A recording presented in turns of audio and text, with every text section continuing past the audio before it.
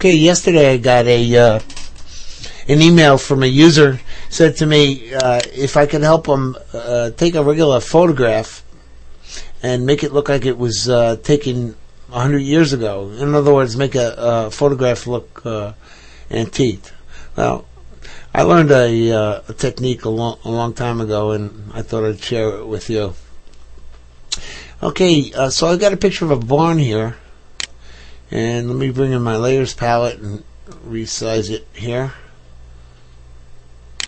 Okay, and the first thing I want to do is make a duplicate copy of this background layer, Control J, and then the next thing I'm going to do is create an adjustment layer, and I'm going to do a hue and saturation adjustment layer, and I'm going to click on colorize, and let's take a look here. I'm going to get the hue just about to where I want it. It was right there, and maybe desaturate it just a little bit, and click OK. Then what I want to do is create another new layer above that, and what I'm going to do is hold down my shift key and hit the backspace, and that'll bring up this dialog box, which is the fill dialog box, and I've already got mine set to 50% gray. If yours is not, just go to the dialog box here and select it and click OK. Now we need to create a little bit of a grain for this, so I'm going to go into filters, noise, add noise, and what I've done here is I've selected 18%, and my distribution is uniform, and I've checked monochromatic and clicked OK. Now I'm going to change this blending mode from normal to overlay. Now you can see where I've got that really grainy appearance. Okay, next thing I'm going to do is create another new layer above this.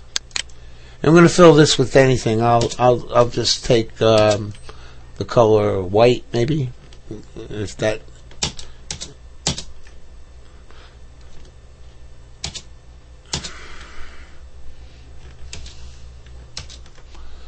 It doesn't matter what I choose here. So I choose white, black, or it doesn't matter. Now I'm going to go into filter, render, and I'm going to choose difference clouds.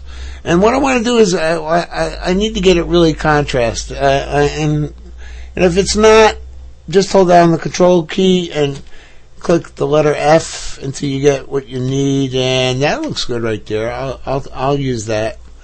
Okay, so now I need to go up into filter, pixelate, and I'm going to use crystallize, and that'll bring up this dialog box. Now let's see, this is going to create the cracks in our image, and depending on the size of your image and the resolution, your settings may be different. I'm going to try somewhere around 33, 35, somewhere about that for this image, and click OK. And I need to do one more filter, and I'm going to go into stylize, and I'm going to find edges, and there's my cracks. And what I'll do is now I'll change this blending mode to multiply, and there I've created the cracks, but the cracks look a little too pronounced here. What I'm going to do now is create a layer mask, and I'm going to go up.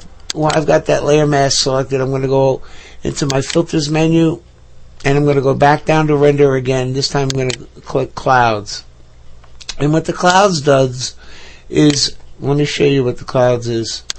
What that does is it just randomly puts black and white in a fluffy, cloudy type of mask, and I can hold down Control F and just keep on hitting it until I see just about what I want. And if I don't like one, I just keep on hitting Control F till I like it, and that looks pretty good right there. And another option I have here is I can play around with the opacity settings, but 100% looks good right here for me right now. Okay, now what I'm going to do, what I need to do is I'm going to hide this background layer, and I'm holding down the Control, the Alt, and the Shift, and hitting the letter E. And what that does is that all the visible layers that were here, it puts it all on one layer above them all. So I can turn these layers off right now if I wanted to. And I need to create one more layer beneath this layer. And I'll hold down my Control key and click Create Layer icon at the bottom. I'm going to fill this layer with white. Okay, now I'm going to go into my Marquee tool, move the Layers palette out of the way, and I'm going to create a selection, an oval selection in the middle, and I'm going to position that to where I think it should be.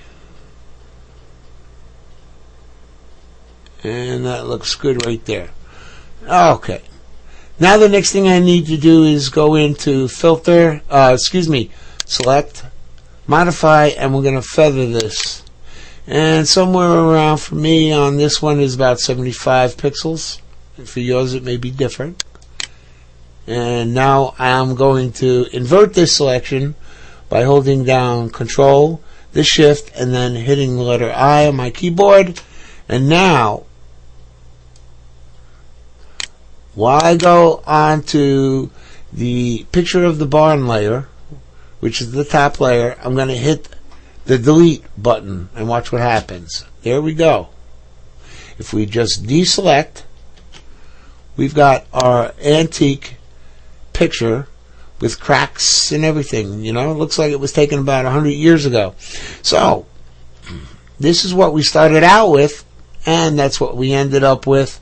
And yeah, I think, yeah, it looks like it was taken a long time ago. So, yeah. Okay, thanks.